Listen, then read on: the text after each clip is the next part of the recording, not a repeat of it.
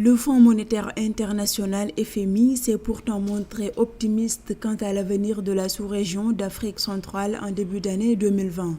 Il projetait d'ici 2022 une augmentation régulière à moyen terme des avoirs extérieurs nets régionaux de la communauté économique et monétaire d'Afrique centrale CEMAC.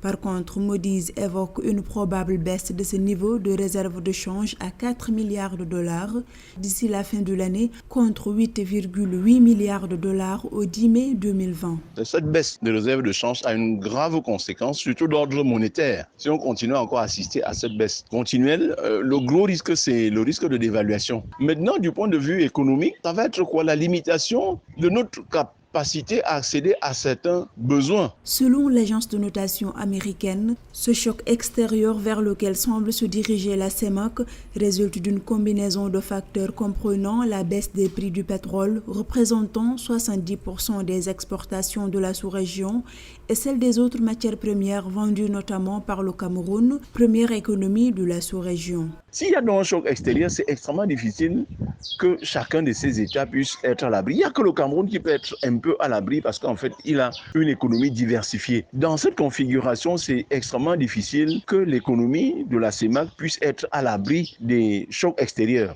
Si toutefois l'hypothèse de cette baisse des réserves de change prédite par Moody's se confirme, les pays de la CEMAC ne se retrouveront plus qu'avec 1,6 mois de couverture des importations par les avoirs en compte des opérations.